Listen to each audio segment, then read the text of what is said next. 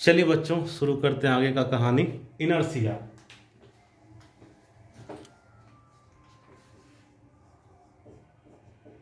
Inertia होता है क्या? Proportional to mass. इनर्शिया का मतलब समझते हैं क्या होता है? एक प्रकार का लेजीनेस, सुस्तपन, माने जिस स्टेट में है उसी स्टेट में रहने की इच्छा, उसको क्या बोलते हैं? इनर्शिया। और ये डिपेंड करता है मास पे। जैसे ट्रक है, ट्रक रेस्ट पे है, तुम जाके एक अकेला बंदा धक्का लगाओ, घंटा वो हिलेगा नहीं ना। लेकिन एक साइकिल को लगाओ तो, या एक फुटबॉल पे लगाओ तो हिल जाएगा, है ना। और मान लो ट्रक चल रहा है, तुम जाके उसको पकड़ के रोकने की कोशिश करो, है ना, क्या होगा पता है तुमको? अब फुटबॉल मान लो चलते हुए आ रहा है तुम्हारे पास, उसको तुम रोक सकते हो, है ना। तो इनर्शिया मोशन वाला हो गया, ठीक है ना। फुटबॉल का इनर्शिया तो तुम अपने हिसाब से एडजस्ट कर लिए, ट्रक वाला नहीं हुआ। ट्रक रेस्ट में भी था और फुटबॉल रेस्ट में था, तो उसका इनर्शिया फुटबॉल का तुम एडजस्ट कर लिया अपने हिसाब से, फोर्स लगा के। ट्रक का नहीं कर सकते, ठीक है ना। इनर्शिया दोनों में होता है, किसी में कम किसी में ज्यादा, तो वो डायरेक्टली किस पे डिपेंडेंट है? मास पे, ठीक है। तो इनर्शिया होता है अपने स्टेट को मेंटेन रखने का प्रॉपर्टी, या इसको ऐसे भी कह सकते हैं अपने स्टेट को ना चेंज करने का प्रॉपर्टी, या इसी को कह सकते हैं resistance, resistance against state change, state change के अगेंस्ट रेजिस्टेंस होने का प्रॉपर्टी जो होता है उसी को हम क्या बोलते हैं? इनर्शिया, जो कि 3 प्रकार का होगा, रेस्ट का, मोशन का और डायरेक्शन का, ठीक है।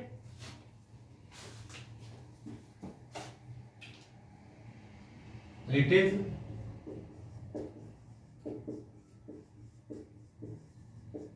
property of object to resist any change in a state of rest, motion या डायरेक्शन, है ना। या इसी को ऐसे कह सकते हैं, it is property of object to continue its state, एक ही बात होता है ना। It is property of object to resist any change, या करके लिख देते हैं, और continue its state.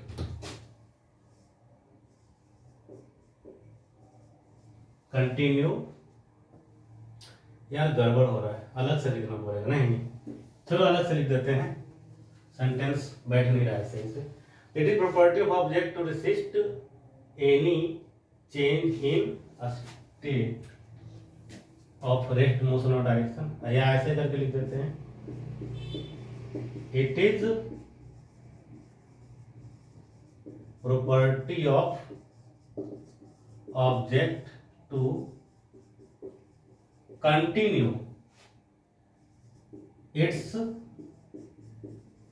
State of rest, motion या डायरेक्शन। तो ये 3 प्रकार का हो जाएगा, है ना। एक क्या हो जाएगा? एक हो जाएगा इनर्शिया ऑफ रेस्ट, दूसरा क्या हो जाएगा? इनर्शिया ऑफ मोशन, और एक क्या हो जाएगा? इनर्शिया ऑफ डायरेक्शन, ठीक है ना। नोट करो, फिर 1 बाय 1 सबको डिस्कस करते हैं हम लोग। चलिए अब इनर्शिया को ना सेपरेटली डिस्कस करते हैं।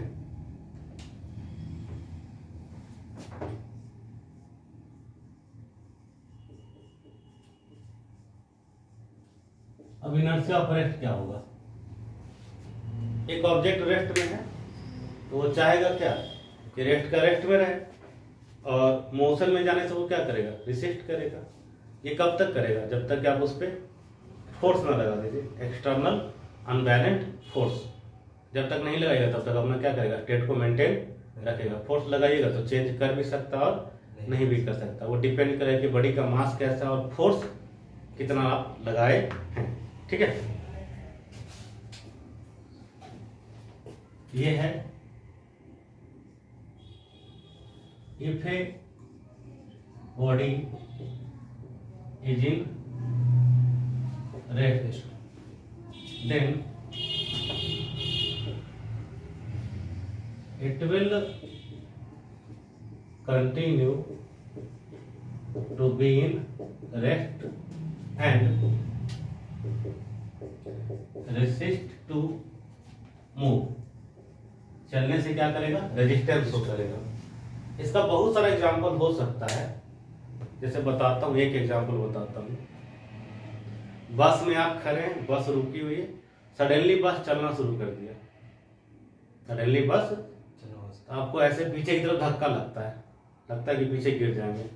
ऐसा क्यों होता है कि आपका पैर बस के कांटेक्ट में है, बस के चलने से पैर चलने लगता है, बस के चलने से पैर चलने लगता है, लेकिन आपका जो ऊपर का पार्ट है, अपर हाफ, वो स्टिल रेस्ट में रहना चाहता है, तो वो जहां था वही रहता है, पैर कहां पा जाता है? आगे, तो लगता है कि हम गिर रहे हैं।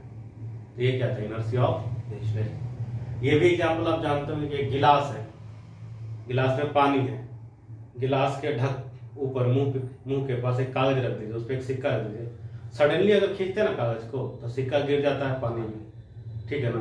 तो वो सिक्का किस में था? रेस्ट में, और वो रेस्ट में रहना चाह रहा था, ठीक है ना? तो सडनली जो आप कुछ किए तो उसका असर ये हुआ कि वो रेस्ट में ही रह गया, ठीक है।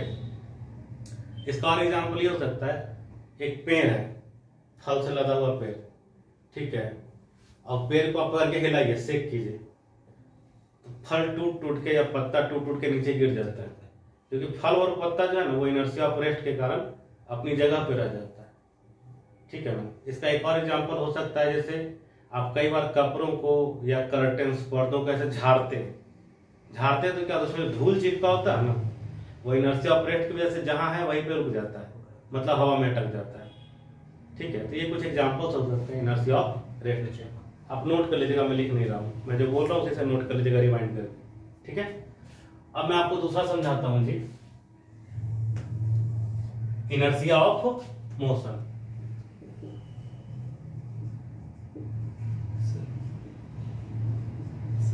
हाँ, ब्लैक नहीं हुआ क्या?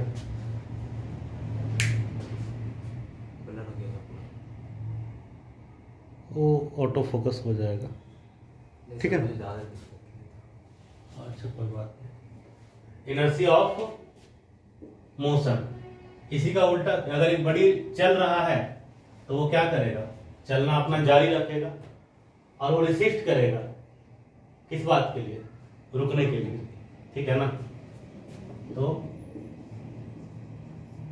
If a body is in motion then it will continue to be in motion and resist to stop। रुकने से रेजिस्टेंस शो करेगा। इसका एग्जांपल ये है कि चलता हुआ बस है और सडनली ब्रेक मार दिए, ठीक है, तो ब्रेक मारने पर आपका पैर रुक जाता है, क्योंकि पैर क्या है? बस के साथ इमीडिएट कांटेक्ट में है, आपका अपर बॉडी नहीं है। अगर आप कहीं सपोर्ट नहीं लिए हुए हैं, आप आगे से गिर जाते हैं, ऐसा होता है। इसलिए क्योंकि आपका पूरा बॉडी चल रहा था आगे की तरफ, पैर रुक गया, क्योंकि पैर पे बस ने फोर्स लगा दिया फ्रिक्शन का, ठीक। अपर बॉडी पे कहीं कोई फोर्स नहीं लग रहा है, तो आपका अपर बॉडी अभी भी आगे चलना चाहता है, इसलिए आप आगे की तरफ ऐसे गिर जाते हैं। तो ये क्या? Inertia of motion. इसका दूसरा एग्जांपल, अगर आप चलती बस से कूद गए जमीन पे, या चलती ट्रेन से, मना किया जाता है, तो गिर जाओगे। क्यों? क्योंकि जैसे आप कूदोगे जमीन पे, जमीन तो रुका हुआ है बस के रिस्पेक्ट में, तो तुम्हारे भी बॉडी के रिस्पेक्ट में क्या है? रुका हुआ है ना। तो ऐसे कैसे पैर जो है जमीन के इमीडिएट कांटेक्ट में आते ही रुक जाता है, क्योंकि फोर्स लगता है पैर और ग्राउंड के बीच में, फ्रिक्शनल फोर्स। तो पैर तो रुक गया, लेकिन अपर बॉडी को कौन रोकेगा? वो तो अभी भी चलना चाह रहा है ना, तो अपर बॉडी आगे की तरफ झुकता है, तो आप गिर जाते हो, समझ लो। तो ये क्या था एग्जांपल? इनर्शिया ऑफ मोशन का, ठीक है। अब आपको बताते हैं इनर्शिया ऑफ डायरेक्शन।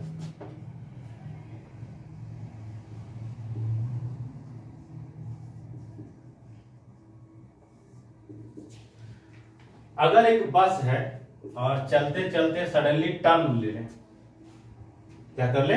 टर्न ले ले। जैसे मान लो एक ऐसे सीधा सड़क है और आगे जाके ऐसे कोई टर्न है, ठीक है, तो बस जैसे ही टर्न लेगा, बस ऐसे सीधे चल रहा था, अब सडनली क्या करेगा, बस टर्न लेगा। तो अब जो तुम्हारा बॉडी है वो अभी भी सीधा चलना चाहेगा, तो बस में खड़े हो या मान लो इवन बैठे भी हो, ठीक है, तो तुम्हारा बॉडी अभी भी सीधा चलना चाहेगा। अब बस है जो लेफ्ट में मुड़ जाएगा, तो तुम जहां हो वहीं हो, तुम अपने इनर्शिया ऑफ डायरेक्शन की वजह से जहां जा रहे थे सीधे रास्ते पे स्ट्रेट पाथ में तुम ऐसे ही जा रहे हो, अब बस मुड़ गया लेफ्ट साइड, तो तुमको लगेगा कि तुम कहां झुक रहे हो, राइट साइड, ऐसा लगेगा तुम्हें। या मान लो कि ये टर्निंग इधर की ओर है, ऐसे है, ठीक है, तो तुम जा रहे हो सीधे, बस जा रहा है सीधे, बस टर्न ले लिया, तुम नहीं टर्न लिया, तुम एकदम अपने जगह पे स्ट्रेट लाइन में अभी भी चल रहे हो। तो बस अगर राइट में टर्न लिया तो तुम्हें क्या लगेगा कि तुम बस के लेफ्ट में टर्न ले लियो, ऐसा लगेगा, ठीक है। तो बस जिधर टर्न लेता है उसका उल्टा साइड में हम क्या करते हैं, झुकता हुआ फील करते हैं, मतलब बस राइट में झुका तो आप बाएं वाला शीशा के पास चले जाओगे, अब बस अगर लेफ्ट में झुका टर्न किया तो आप दाएं वाले शीशा के पास चले जाओगे, ठीक है। तो ये क्यों हो रहा है, क्योंकि आप हमेशा स्ट्रेट लाइन में चलना चाहते हो, अब बस क्या करता है, मुड़ जाता है। तो ये क्या हो गया, इनर्शिया ऑफ डायरेक्शन, जिसकी वजह से हम साइड वाइज खुद पे धक्का पाते हैं या झुक जाते हैं, ठीक है। जब बस अचानक चलती है तो पीछे गिरते हैं, बस अचानक रुकती है तो आगे, अब बस अगर टर्न लेती है तो फिर हम मान लो इधर टर्न लिया तो इधर झुक जाएंगे, इधर टर्न लिया तो इधर झुक जाएंगे, ठीक है ना। तो ये इनर्शिया ऑफ डायरेक्शन, तो इसमें डायरेक्शन का मतलब हुआ स्ट्रेट लाइन डायरेक्शन, कौन सा डायरेक्शन, स्ट्रेट लाइन, ठीक है। If A body is moving in a straight line, then it will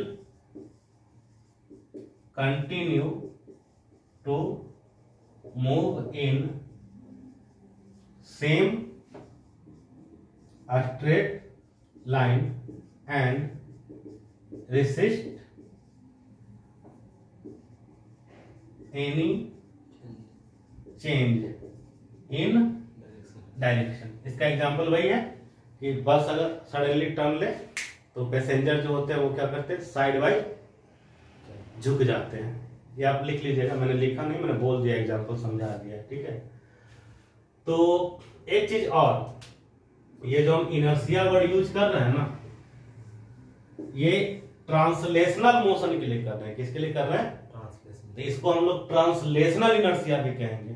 क्या कहेंगे, ट्रांसलेशनल इनर्शिया। मैं बोलूं या ना बोलूं आप समझ जाना ये किसके इनर्शिया की बात हो रही है, ट्रांसलेशनल। क्योंकि बहुत बाद में आप पढ़ेंगे रोटेशनल इनर्शिया, तो उसमें बोलना पड़ेगा कि ये ट्रांसलेशनल इनर्शिया है, ठीक है। चलिए, तो ये ट्रांसलेशनल इनर्शिया है, ध्यान रखिएगा, नोट भी कर लीजिएगा, ट्रांसलेशनल इनर्शिया। चलिए अब हम लोग करते हैं Newton's first law of motion, ठीक है ना। Newton's first law of motion. देखिए मैं बताता हूं, ये जो है ना, न्यूटन गैलीलियो के शिष्य थे, पता है, जैसे आप लोग हमारे शिष्य हैं ऐसे। तो ये आइडिया चुराया हुआ था, फर्स्ट लॉ में जो है ना, वो आइडिया क्या है बच्चों, चुराया हुआ था। ये बेसिकली लॉ ऑफ इनर्शिया को ही अपने हिसाब से तोड़ मरोड़ के पेश कर दिए, ठीक है। तो ये कहते हैं कि एक बॉडी रेस्ट में है तो रेस्ट में रहेगा, तो ये क्या हो गया, इनर्शिया हो गया। ये कहते हैं कि एक बॉडी यूनिफॉर्म मोशन में चल रहा है, तो ये क्या हो गया, इनर्शिया ऑफ मोशन। तो इसी चीज को वो कंटिन्यू करेगा, कब तक करेगा, जब तक उस पर क्या ना लग जाए, एक्सटर्नल अनबैलेंस्ड फोर्स। ध्यान रखना, एक्सटर्नल अनबैलेंस्ड फोर्स चाहिए, खाली फोर्स होने से नहीं होगा।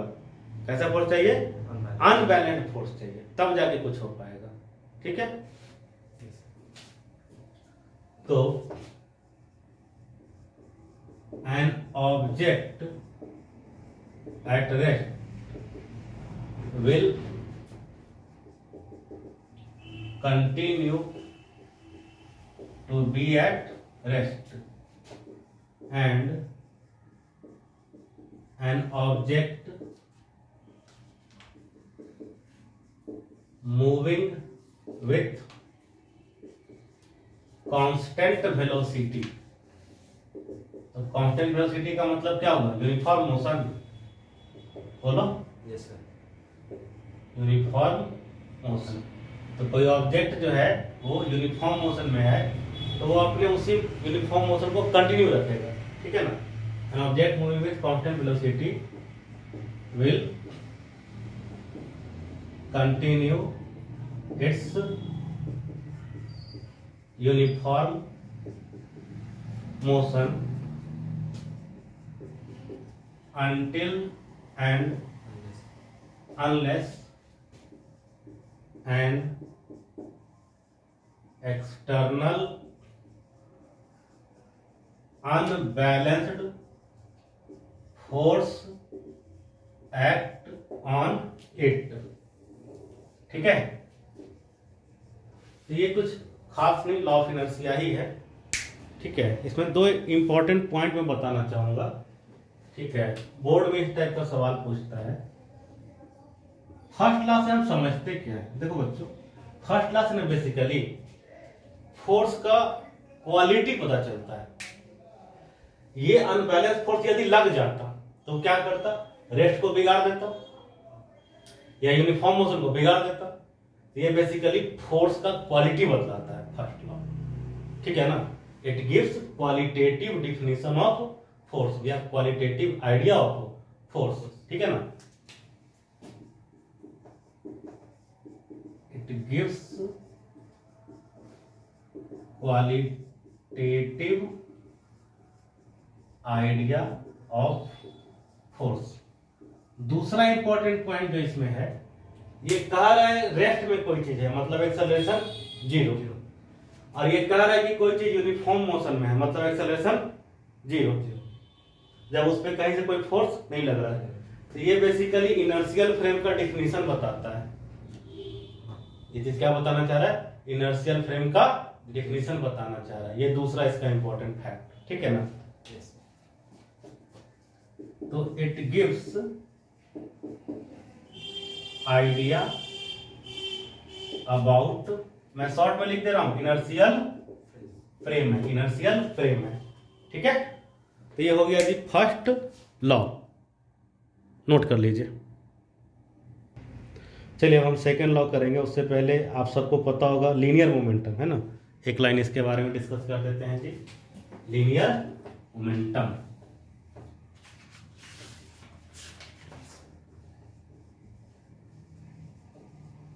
Linear momentum P vector is equal to होता है जी मास इनटू वेलोसिटी वेक्टर। जैसा कि आप लोग को पता होगा मास स्केलर है ना, तो मोमेंटम क्या हो जाएगा, वेलोसिटी वेक्टर के पैरेलल, ठीक है। ऐसा यूनिट समझ ही रहे हैं आप लोग, केजी मीटर पर सेकेंड। और वैसे इसका मतलब होता है क्वांटिटी ऑफ मोशन, तो क्या बोलते हैं हम लोग, क्वांटिटी ऑफ मोशन, ठीक है। अब आते हैं मेन मुद्दा पे, Newton second law of motion, ठीक है। न्यूटन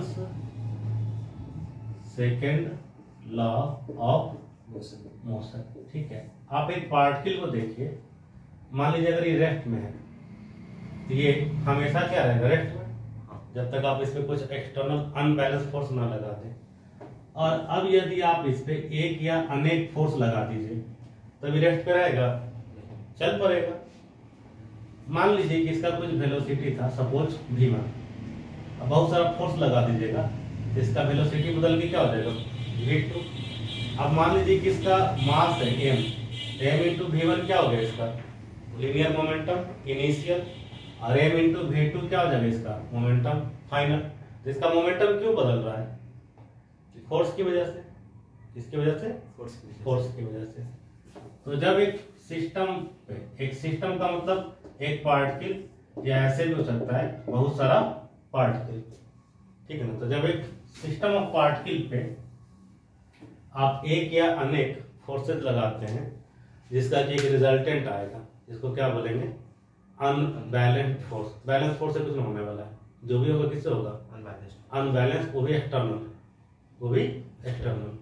तो एक्सटर्नल अनबैलेंस फोर्स किसी पे लगाते हैं तो भाई उसका लीनियर मोमेंटम बदलता है।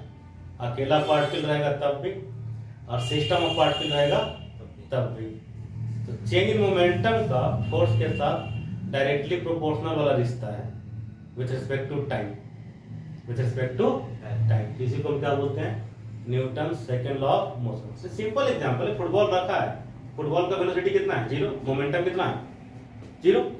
वो बदलेगा कैसे, जब तो उसको तुम जाके मारोगे नहीं, जब एक लात लतिया दो उसको तब ना बदलेगा।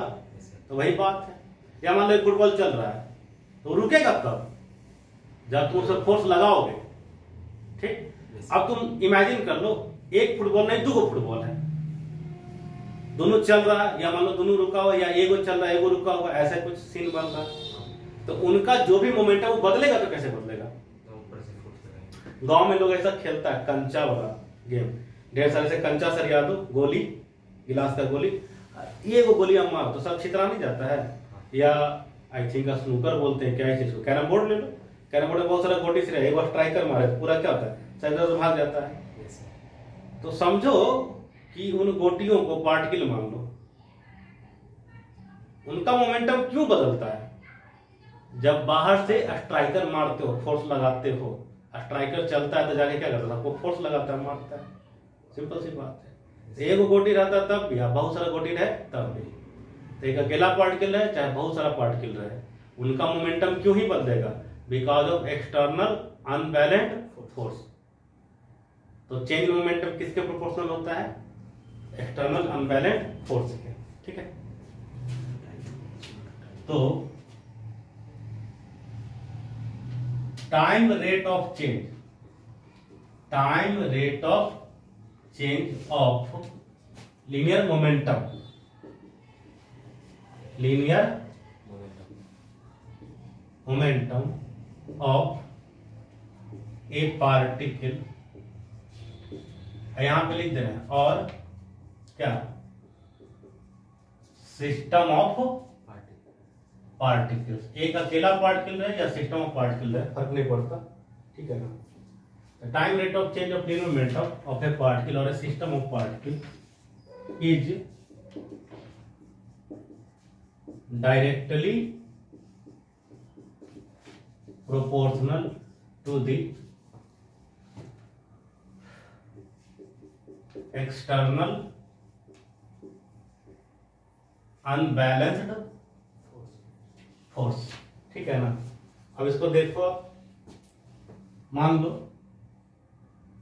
कि ये आपका फोर्स है, ये प्रोपोर्शनल होगा किसके, P माइनस पी, एक क्या होगा फाइनल मोमेंटम, एक होगा इनिशियल मोमेंटम, और नीचे आप वैसे रख लो टाइम, है ना। जब ये प्रोपोर्शनैलिटी हटेगा तो क्या आएगा, कांस्टेंट। एक्चुअली आपको ये जानना चाहिए कि इस कांस्टेंट का वैल्यू कितना होता है, 1 होता है। ठीक ना, तो अब आप डायरेक्ट इसको लिख लीजिए। ठीक है ना, मैं नीचे लिख दे रहा हूँ, कांस्टेंट ऑफ प्रोपोर्शनैलिटी का वैल्यू कितना है, 1 है। और इसको आप ऐसे भी लिख सकते हैं, delta P by delta T.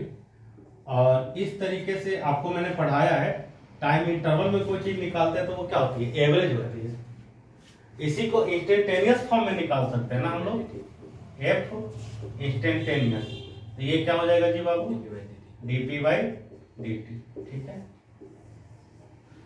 चलिए नोट कर लीजिए, फिर आगे का खेल करते हैं।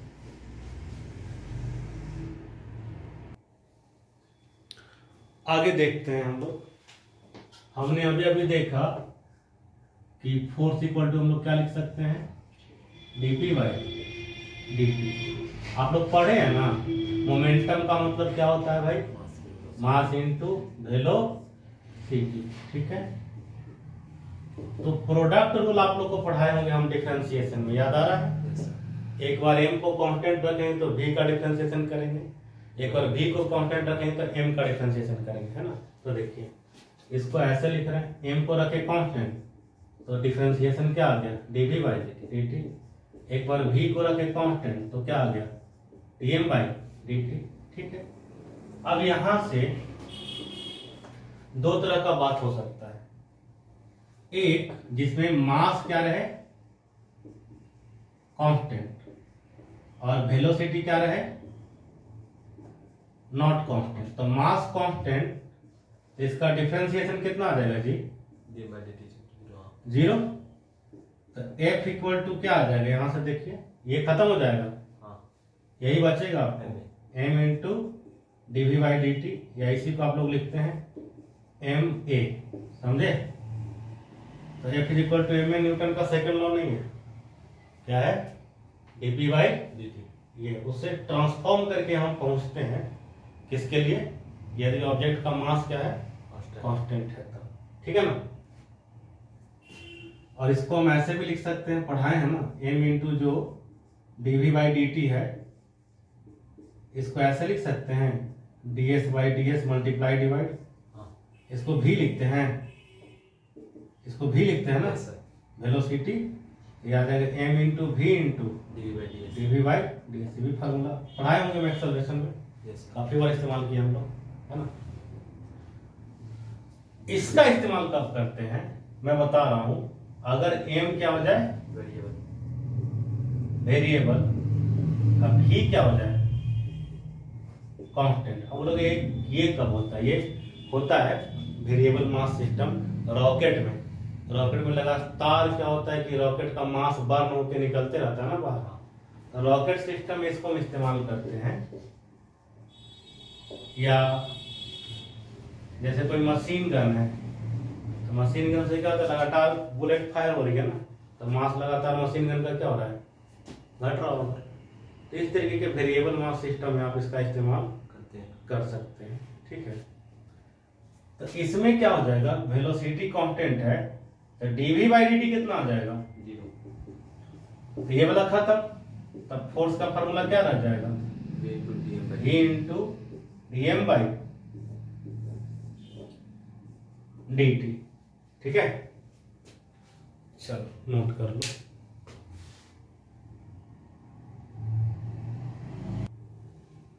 देखिए बच्चों, F इज इक्वल टू क्या है जी, m है।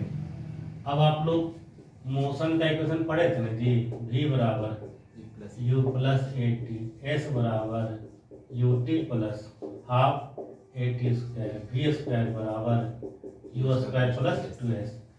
तो यहां से आप a का डिफरेंट डिफरेंट वैल्यू लिख सकते हैं। जैसे आप लिख सकते हैं a इज इक्वल टू यहाँ से v minus you by T, ये एक फार्मूला हो गया आपके लिए, ठीक है।